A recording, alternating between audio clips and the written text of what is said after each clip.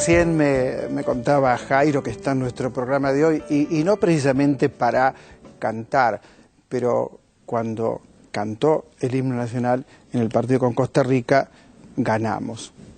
Yo digo, qué lástima que no fue a cantar con el partido con Uruguay, ¿no? Se hubiera sido genial si eso era una cábala. Hoy, Jairo, no vamos a hablar mucho de música, más bien vamos a hablar de artes plásticas, porque el 13 de agosto expone por primera vez pinturas que le van a sorprender, las vamos a presentar hoy en la televisión pública y seguro que se va a sorprender. También tengo el elenco de Tolcachir, que es excelente, excelente, realmente un espectáculo, El violín en el viento, creo, seguramente me equivoco, porque es un título que tiene una lógica extraña, pero la obra no tiene una lógica extraña, la obra es de una rigurosidad, de un nivel de interpretación excelente. Y han hecho un teatro, no cualquiera, después de una temporada tan exitosa en Europa, funda un teatro, el teatro era previo, no cualquiera lo hace, y lo han hecho, y por suerte trabajan a sala llena. Otro que trabaja a sala llena y con una película admirable, probablemente una de las mejores de Woody Allen, después de Match Point, seguro la mejor, Medianoche en París. Escuche lo que le voy a contar. En 4 semanas, 327.449 entradas. Y esto hay que tenerlo en cuenta porque en Estados Unidos Woody Allen, sus películas no funcionan como funcionan en Buenos Aires, como funcionan en París, como funcionan en Roma. Únicamente es un fenómeno, casi le diría, neoyorquino. Una gran película, pero antes de ver imágenes de Medianoche en París, nuestro recuerdo para el querido negro Roberto Fontana Rosa, que estuvo en este programa muchas veces, lógicamente, a lo largo de 12 años. En una de sus últimas entrevistas decía lo siguiente.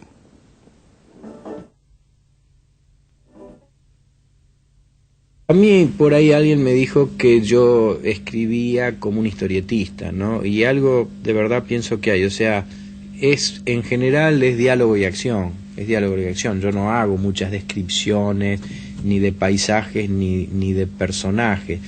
Ahora, te digo, lo que procuro es encontrar esas situaciones de conflicto, momentos ricos, y además, indudablemente, pienso que así como para los músicos es imprescindible escuchar música, para uno siempre ha sido imprescindible leer, e indudablemente vas tomando cosas de lo que te entusiasmas, ¿no? Yo creo que uno escribe lo que le gustaría leer, o lo que le ha gustado leer, o recrear ese tipo de cosas.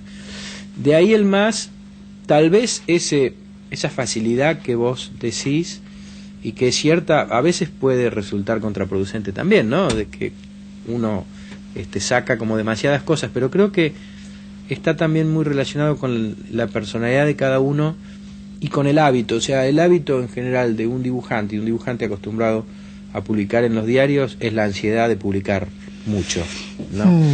Contra otros escritores realmente serios y sólidos que por ahí publican un libro cada 15 años. Yo no podría porque me aburro, ¿viste? Se cumplieron 4 años de la muerte, lo recordaba en una nota que publiqué el jueves en La Nación, recordaba al negro porque sus cuentos de fútbol eran sencillamente extraordinarios.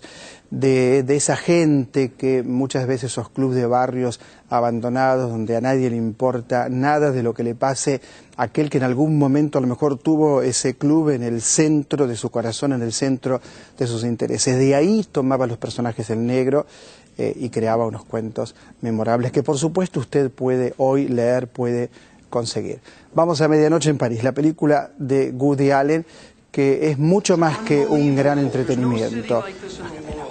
Mucho más que un gran entretenimiento. ¿Por qué? Porque tiene que ver, sobre todo, el momento en el que alguien decide cambiar. ¿Cómo hace para poder cambiar? ¿Cómo hace para dejar a esa novia que no tiene mucho para aportarle a su vida, y convertirse en lo que quiere ser? ¿Qué quiere ser? Quiere ser un escritor, quiere abandonar ese modo de vida que le propone un suegro republicano e insoportable, como casi todos los republicanos, claro, con una manera de mirar el mundo, y él se va a encontrar con Pablo Picasso, con Salvador Dalí, con un grupo de gente como por ejemplo Salinger y Zelda. Va a viajar no solamente a los años 20 para charlar con Hemingway, sino también va a viajar a la Belle Époque, donde bueno, no se va a querer quedar, va a preferir el mundo de los años 20. Ahora, ¿cómo haría para poder cambiar si no se encuentra con estos personajes? ¿Cómo hace alguien que quiere hacer algo en la vida si no tiene el espaldarazo de aquellos que en algún momento podrían ser compañeros de ruta? Absolutamente imposible. Por eso digo que la película dice mucho más de lo que parece.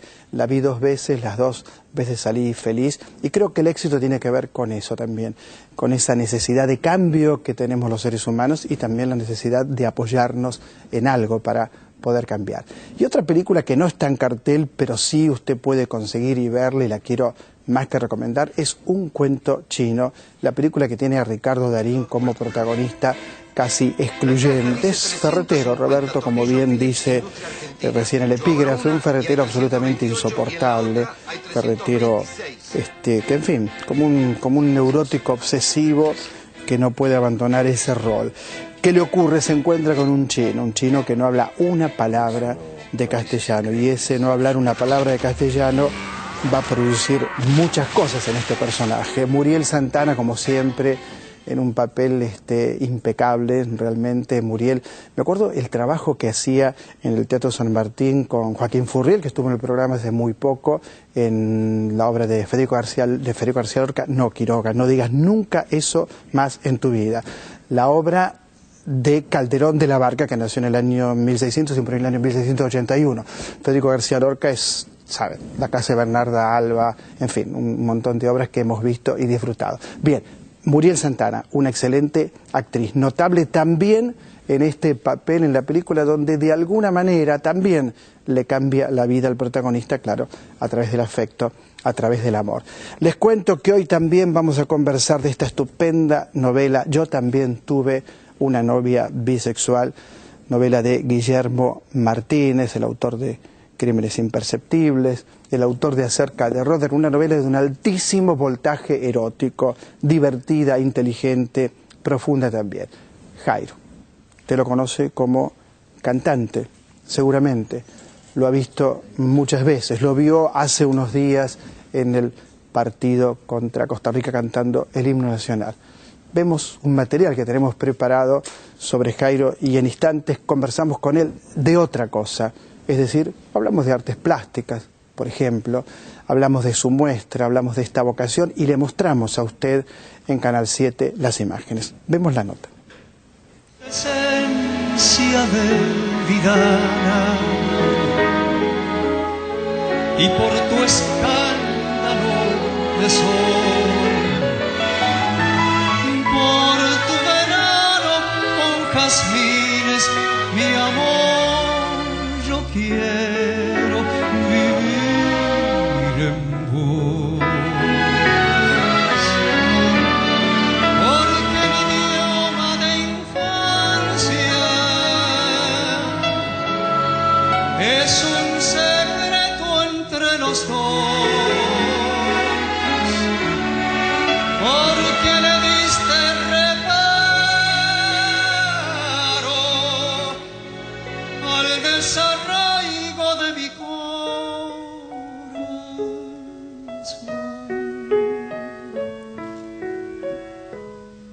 por tus antiguas rebeldías y por la edad de tu dolor, por tu esperanza interminable, mi amor, yo quiero vivir en vos. Bueno, este es el homenaje a María Elena Walsh, que se hizo en la televisión pública, ¿no es cierto? Sí, se hizo acá y fue muy bonito. Fuimos varios los cantantes que nos juntamos ese día y cantamos canciones de María Elena con la orquesta sinfónica que tiene la televisión pública también, ¿no? Buenísimo, hicieron unos arreglos preciosos, bueno. Y bueno, las canciones de María Elena. Bueno, primero gracias por venir, porque sé que está con un resfrío fuerte, como casi todos. Muchas gracias por venir. cantaste el himno de Costa Rica. Uruguay, ¿por qué no? Por Cabra tendría que haber ido. Claro, porque ya que pasó eso con la selección. Estoy invicto con los deportes argentinos. Cada vez que canto, ganan. ¿Hablas en serio? Sí, sí. Con los Pumas canté 2 veces y ganaron las 2 veces. Qué sé yo. Pero acompañar a la selección es lo menos que puedes hacer. Sí. Contanos de las artes plásticas. Me sorprendió tu obra pictórica, sinceramente. Pensaba, no sabía que tenías una obra importante, no sabía que dibujabas tan bien, no sabía que pintabas así. Me quedé bastante impresionado. Contame cómo se gesta esto, que la gente lo va a poder ver en el Centro Cultural Recoleta. Es una actividad paralela a la de la música. Aunque en cierto modo, en algún momento se cruzan o se acercan, ¿no? Digamos, se van a acercar, lo van a ver en la muestra, eso, bien claro. Pero siempre he pintado, siempre, desde que era chico, tenía esa posibilidad, es decir, esa dualidad, digamos, de poder cantar y dibujar y pintar. Y en mi casa había divisiones, a mi padre le gustaba que cantara y a mi madre le gustaba que pintara. ¿Qué tema? Bueno, tuviste que hacer las 2 cosas. Hice las 2 cosas, lo que pasa es que, bueno, una prevalece siempre sobre la otra, como en este caso la música prevaleció y me hice profesional en el canto, ¿no? Pero nunca dejé de pintar, es una actividad que va mucho más allá del placer o ese tipo de actividades que muchas veces te dicen, uy, te relaja. No, a mí no me relaja, me trae un estrés, todo lo un estrés claro. Tremendo, todo lo contrario. Me paseo nervioso mientras doy pinceladas, me levanto 40 veces para ver las obras de lejos, ese tipo de cosas, ¿no? No puedo evitarlo. Y me gusta mucho, me gusta muchísimo. Ahora, aquí está una hija tuya, Lucía, que Sí. es curadora de la muestra, Sí. que va a partir del 13 de agosto en el Centro Cultural Recoleta. Sí. Ella es la responsable, en realidad, de... Ahí están las imágenes. Sí, ¿no? estas son imágenes de... Esta es Lucía, mira. ¿Esta es Lucía? Un pastel, un dibujo del pastel. ¿No le dicen Luli? No, Lulú le decimos. Porque es francesa. Mi Lulú. hija es Lucía. Sí. Pero si le decís Lucía, no Sí, te le dicen contesta, Luli porque le dicen muchos, Luli. sí. Luli le quedó Luli. ¿Por Sí, qué sí, siendo un nombre tan lindo Lucía se lo borran, no? Sí, pero es cierto que se simplifica mucho. Este es otro dibujo, el pastel también. Y ella hay es curadora. Hay pasteles, hay dibujos al lápiz, carbonillas y todo ese tipo de Y cosas. ella es curadora de tu obra. Ella es historiadora del arte y estudió en la Complutense de Madrid la carrera y ahora está haciendo un máster sobre museos y galerías. Y se le ocurrió, para presentar al final de su máster, 2 cosas. Una exposición sobre un pintor, digamos, autodidacta, amateur y aficionado, digamos, y que nunca expuso sus cuadros. Y entonces uno de los profesores le dijo, bueno, es interesante. Y le dijo, y además es mi padre. Es decir, eso lo hace mucho más interesante. No te puedo creer. Y entonces, bueno, así decidimos montar. Me convenció y decidimos montarlo. Porque yo soy muy pudoroso, ¿viste? Para mostrar las cosas, las tengo ahí en mi casa. Incluso son obras muy personales. Están todas relacionadas conmigo. Es decir, los personajes que aparecen son personajes de mi familia o algún amigo, cosas así. Y si no, aparecen en lugares, yo los ubico en lugares que me son familiares también, ¿no? Entonces, no me gustaba mucho la idea de mostrarlo, ese tipo de cosas, no sé, una cuestión de pudor. Vos has trabajado mucho con poetas, ¿no? Jorge Luis Borges, Pranina Walsh. ¿Cómo se vinculará esa vida que uno tiene? Siempre me lo pregunto, incluso para mí que no tengo ningún talento más que para hacer lo que hago, pero digo, ¿cómo se vinculará todo lo que uno ve, todo lo que uno lee con lo que uno produce? En este caso, sí. Producís no solo canciones, sino que también producís artes plásticas, ¿no? Sí. ¿Cómo será esa relación? Yo creo que está relacionado, directamente relacionado, ¿no? El arte es mental, decía Leonardo da Vinci, ¿no? Y tenía razón. Una vez un cuñado mío, me puse a pintar una vez y hacía como 2 años que no había nada, no agarró ni un lápiz. Estaba viviendo en Francia. Entonces estaba un cuñado mío visitándome, un hermano de mi mujer. Y me pongo a pintar y le dije, vos sabés que me parece que pinto mucho mejor que antes. Y no había practicado, no había nada. Me dice, es que el arte crece en la mente. Se desarrolla en la mente, dice. Y después cuando porque uno es lo que hace, ¿no? Me parece. Sí, en mi caso por uno es lo lo que menos hace. Es eso, sí. Me parece que si vos te pasás todos los días, no sé, por ejemplo, en un periodista entrevistando gente que no vale nada, que no te interesa, me parece que eso tiene una marca, eso va profundizando, ¿no? Seguramente. Y además estás escribiendo un libro. Además, sí, bueno, un libro autobiográfico. Ya lo tengo terminado en realidad. Está prácticamente terminado y estamos viendo. El libro tiene publicar. que ver con tu experiencia, con tu relación con personajes muy centrales con mi carrera, en la cultura contemporánea incluso, ¿no? Claro, porque aparecen personajes con los que yo he tenido la suerte de trabajar o de conocerles. Por ejemplo, qué sé yo, Julio Cortázar, Jorge Luis Borges, Astor Piazzolla, Yupanqui. ¿Estuviste María en Elena. la casa de Cortázar? No, en la casa de él nunca estuve en la casa Pero de él. Estuve en distintos lugares. lo tratabas en París. Sí, estuvimos en distintos lugares, nos encontramos en distintos lugares. O en casa de amigos, pero nunca estuve en la casa de él. ¿Y cómo era en el trato? Extraordinario. Yo nunca no coincidí, nunca Yo creo que lo pude entrevistar. El adjetivo que le cabe mejor es que era un tipo generoso. Era una gran generosidad. Eso lo noté desde el primer día. Era un tipo te daba, te entregaba cosas permanentemente. Vos sabés que entrevisté a Borges 3 veces, ¿no? Pero nunca a Cortázar. Y a García Márquez le mandábamos mail diciendo: lo queremos entrevistar en cualquier parte del mundo que esté, no nos importaba dónde, vamos. Sí. Era época que teníamos más plata que ahora, entonces decíamos, vamos donde sea. Nunca nos dio pelota, ¿vos podés creerlo? No, es difícil, García Márquez es una figurita difícil. Nunca. Nos decía sí, cuando estábamos a punto de ir, que decíamos, yo le decía a Mariela Tedeschi, esta vez sí, viste, y ella preparaba las valijas, no sé qué hacía, chao. Borges era más accesible, me parece. Tocabas el timbre en la casa de Borges y entrabas a conversar con él. Te abría la puerta la empleada y charlabas con él. Conmigo conmigo fue maravilloso, porque yo tenía 26 años cuando grabé el disco de Borges, con poemas de Borges. Y se entusiasmó tanto con el proyecto, le gustó mucho el proyecto, que yo le mandé un cassette en esa época, grabado, ¿no? Y entonces me dijo que tenía una voz cristalina, textual. Y entonces cuando vine a Buenos Aires, le gustaba tanto la idea que me acompañaba a los lugares para hablar del proyecto. No te puedo creer. Sí. ¿En serio? Yo no me lo podía imaginar nunca, ¿no? Porque para mí Borges es el punto más alto de nuestra cultura, ¿no? Y el referente más grande. Tenía mucho humor, en la conversación tenía mucho humor. Claro, sí. Cuando ahí me conoció me dijo, ¿cuál es su apellido? Yo digo Quiroga.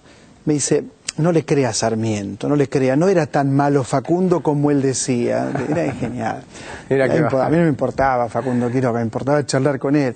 Y era de una modestia increíble. Yo digo, estaría seguro de lo que decía cuando a mí me decía, pero Quiroga me decía, ¿cómo usted va a decir que yo soy un gran escritor? Yo digo, pero yo no lo digo, yo no soy nadie para decirlo, lo dice la humanidad. Claro. Decía, no, por favor, no han leído nada. Así te contestaba. No, sí, era impresionante. Impresionante. Y a mí me sacó la etimología, del nombre enseguida. Me dijo Jairo, un arquisinagogo, o sea, tenía una relación privilegiada con las deidades, un ser iluminado. Y dice, en arameo antiguo, Jairo quiere decir fiel, me dijo. No te puedo Entonces creer. me dice, usted se debería llamar el iluminado fiel. No te puedo Ese tipo creer. de cosas. Y algunas de estas cosas están en el libro. ¿Cómo se va a llamar el libro? El libro tiene como título, así en principio, Imágenes recobradas. En realidad está muy relacionado con las imágenes, ¿no? Con las fotografías, con todos estos personajes. ¿Quién más está? Bueno, dijiste Atahualpa, bueno, por supuesto, Julio Cortázar, Borges. Atahualpa, Borges, María Elena Walsh, muchísima gente, no sé, de los franceses, la mayoría de los de la generación de oro que llegué a conocer, porque en realidad cuando yo llegué, el ídolo que tenía más grande, Jacques Brel, ya se había retirado, claro. Y es más, cuando yo llegué a cantar a Francia, él ya al año siguiente se murió. Y no lo pude conocer, pero los demás los conocí a todos, qué sé yo, hasta Aznavour, Brassens, Leo Ferré, Becot, Gilbert Becot, Charles Trenet, que es el padre de la canción francesa, ¿no? Reconocido por todos. Brel decía que sin Trenet ellos, todos los cantautores de esa época, hubieran sido simples viajantes de comercio, ¿no? O sea, un talento extraordinario, y que ocurrió una cosa que los franceses siempre me lo dicen, o por lo menos los especialistas en música siempre me lo dicen, Trenet estaba pasando por un momento de depresión muy grande y yo lo invité a un programa que yo presenté. Y me dijeron, no lo llamé porque no quiere saber nada con la televisión ni con la actividad, quiere retirarse y demás. Y yo lo llamé y me dijo que sí. Y me dijo que sí porque era argentino. Porque él tenía un recuerdo de la Argentina extraordinario. Viste que los franceses tienen mucho amor por la Argentina, me parece. Mucho, en general, por lo menos todos los que yo traté tenían siempre con la Argentina. Argentina les gustaba mucho, ¿no? Sí, les fascina la Argentina, les fascina. Sí, bueno, a partir de... Bueno, hay muchas cosas que les fascinan de la Argentina, entre otras el tango, ¿no? Sí. El tango para ellos es muy importante. Bueno, el renacer del tango, tal y como lo vemos ahora por todo el mundo... Las milongas que hay por todas partes. Sí. Bueno, el renacer del tango se produce en París con el espectáculo de Claudio Segovia. Tango argentino. Tango argentino. Sí. A partir de ahí renació de nuevo el tango y hay espectáculos por todo el mundo dando vueltas. Es increíble, en las milongas hay gente de 20 años y gente de 90, ¿no? Sí, qué cosa el tango, ¿no? Es impresionante. La Argentina es el tango. ¿Qué relación música, tenés ¿no? con el tango? Yo tengo una relación un poco provinciana con el tango, ¿no? Es decir, tuve que hacer, una vez hice un espectáculo sobre Gardel. Cuando se cumplió el centenario del nacimiento de Gardel, hice un espectáculo en Toulouse, en el barrio donde nació Gardel, en el barrio de Los Mínimos, se llama, fíjate vos qué nombre, para Gardel que era lo máximo, ¿no? En el Teatro de Mansart. Y entonces el espectáculo se llamaba Revolver, es decir, volver a volver, ¿no?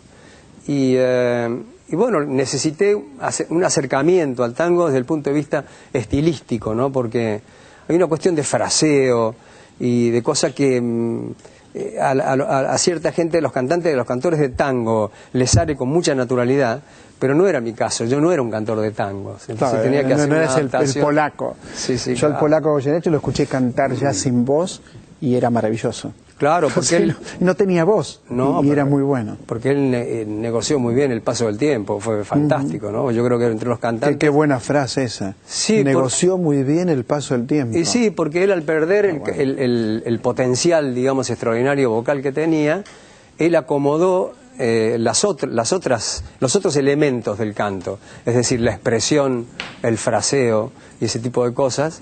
Y eso lo transformó en lo que conocemos de Goyeneche, porque la gente lo recuerda más a Goyeneche, a ese Goyeneche que cantaba con Troilo brillantemente. Cantaba de espaldas.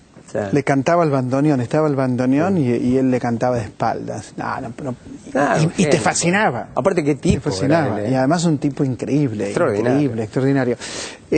Maestro, entonces 13 de agosto. A partir del 13 de agosto... Centro Cultural Recoleta. En el Centro Cultural Recoleta vamos a presentar esta serie de cuadros. Van a ser unos 35 cuadros más o menos entre óleos, acrílicos, dibujos, pasteles, en fin, una cantidad de cosas. Y después hay algunas cosas, va a haber música también que va a estar directamente relacionada con alguno de los cuadros. Muchas gracias por venir en esta fría mañana de sábado porteño. Muchas gracias. No, por favor. Muchísimas gracias. Jairo, usted ahora podrá descubrir otra faceta de su trabajo, lo que tiene que ver con las artes plásticas. Hay mucho material en El Refugio, programa que transmitimos para todo el país por la televisión pública. Enseguida regresamos. Para correr hacia el mar, vistiéndonos de sol,